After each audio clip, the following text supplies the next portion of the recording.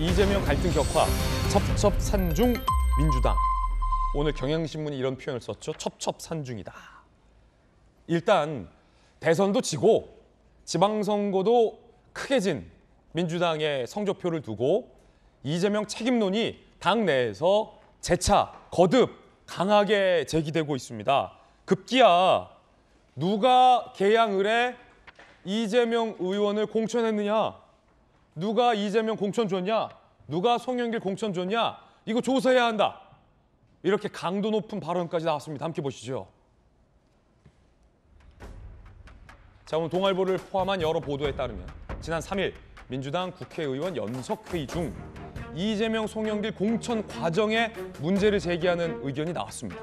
복수의 참석자들 회의에서 두 사람의 공천 과정이 투명하지 못하다. 조사가 필요하다. 누가 서울시장 후보 개항을 공천 줬냐? 논란의 공천. 누가 공천 준 거냐? 이 공천 과정이 투명하지 못하다. 조사해보자. 이런 주장이 나왔다는 겁니다. 육성으로도 나왔는데 홍영표 의원이 송영길 전 대표의 서울시장 공천 80%가 서울의원에 반대했는데 누군가가 뒤집었다. 이거 조사해야 된다. 이런 얘기했습니다. 들어보시죠. 서울 국회의원이 저희가 49명입니다. 네. 제가 알기로 40명이 반대를 했습니다. 그걸 당에다 전달했어요. 했는데 비공개로? 그것을 완전히 무시하고 이렇게 출마를 한 거 아닙니까? 그거 무시... 비민주적인 과정을 거쳐서 이렇게 됐다는 거죠. 누군가의 영향력에 의해서 하루아침에 다시 없던 일이 되고 이렇게 하는데 작용한 그 누군가는 누굽니까? 제가 뭐 그건 나중에 말씀드릴게요. 이재명 의원입니까? 그러니까 그런 당의 그런 시스템. 제가 이제 어제 오랜만에 페북에다 좀 글을 썼더니 문자 폭탄도 많이 받고 민주당에는 나밖에 없다. 뭐 이렇게 하면 나올 수 있겠죠. 그러나 저는 그것이 우리 당원이나 국민들에게 어떻게 받아들여질지는 뭐 좀 더 봐야 되겠죠. 홍영표 의원이 서울의원 80%가 송영길 서울시장 반대했는데 누군가가 이걸 뒤집었다. 당 안팎에서는 이재명 의원의 입김 아니냐 이런 얘기가 나옵니다. 특히나 민주당의 의원들 회의 가운데서 이재명, 송영길 공천 과정이 불투명하다, 조사해야 한다라는 얘기까지 나온 실정입니다. 이 갈등이 격화되고 있는데 김병미 대변인. 네. 미스테리네요. 서울시의 현역 의원 80%가 반대했는데도 송영길 후보 공천이 누군가가 뒤집어서 이루어지고 개항을 해 이재명 의원을 공천한 사람이 누군지 어떻게 해서 이재명 의원을 개항에 공천했는지 이게 불투명하다. 민주당 의원들의 목소리 아닙니까? 선거가 보통 끝나고 이제 큰 패배에 이르게 되면 굉장히 몸을 낮추고 나중에 이제 백서를 만들더라도 국민 앞에 겸허하게 나아가기 위한 노력이 필요한 시점인데요. 지금은 그런 내용들보다 그 이후로 패배된 뒤에 변화되지 않을까에 대한 두려움이 민주당을 짙게 누르고 있는 상황인 것 같습니다. 그러다 보니까 여기서 있었던 문제들을 정확하게 드러내지 않게 된다면 그 이후로도 똑같은 일이 반복될 수밖에 없다. 이런 위기감이 있는 것 같은데요. 생각해보면 박지원 비대위원장이 초창기에 지난 대통령 선거 부동산 등에 책임 있는 사람들 지선이 나가면 안 된다고 했습니다. 그럼 딱 누가 봐도 부동산에 책임 있는 사람 노영민 충북지사 후보. 이번에 결국 결과적으로 선거에 패배하지 않았습니까?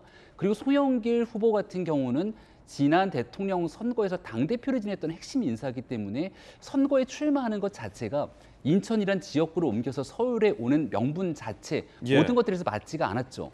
그럼 여기에 아주 자연스럽게 배제해서 컷오프를 하고 시작하면 문제가 없는 건데 송영길 후보가 그럴 수가 있냐. 민주정당에서 경선해달라 이렇게 얘기를 합니다. 근데 송영길 후보는 그냥 단독 공천된 것이 아니라 경선을 통해 된 거거든요. 근데 경선을 통해 되는 과정들을 거치더라도 문제나 명분이 없는 상태 속에서는 컷오프를 해줘야 되는 것들을 누군가의 힘으로 무력화시킨 것 아니냐. 센 입김이 있었다. 여기에 대한 문제 제기들이 거듭 나오고 있습니다만. 자, 지금 홍영표 의원의 의혹도 그거예요. 누군가 센 입김으로 반대했던 이재명, 송영길 공천이 이루어졌다. 김병민 전 대변인은 그 누군가의 입김이 누군가의 입김이라고 보십니까? 그거는 민주당 지도부의 입김일 것이고 그 민주당 지도부는 비상대책위원회를 통해서 나타나게 되고 그 민주당의 비상대책위원회가 대통령 선거에 졌음에도 불구하고 이재명 전 후보, 이재명 의원과 연관이 있는 것처럼 비춰지게 되는 비대위. 결국은 모든 길은 마지막 이재명 의원을 향하는 것이 아닌가 이렇게 보는 게 아주 통상적이고 기본적인 얘기일 거라고 생각합니다. 지금 민주당의 이재명 책임론을 비판하는 많은 의원들도 이 공천 과정에 이재명 의원의 입김이 있었을 것이다라는 뉘앙스를 풍기고 있고, 지금 당 밖에서 국민의힘에서 보기에도 대선 패배 이후에 이렇게 논란이 됐던 공천 과정 뒤에 이재명 의원의 강한 입김이 있었을 것이다라는 의견이에요. 전재수 의원님, 당 내부에서 이런 얘기가 나오고 있는데 혹시 전재수 의원님은 뭐 아십니까, 실체를? 누가 공천한 겁니까? 이재명 의원의 입김입니까? 아니요, 공천 과정은 그때 당시에 언론을 통해서 다 보도가 된 겁니다. 예. 보도가 다 된 것이죠.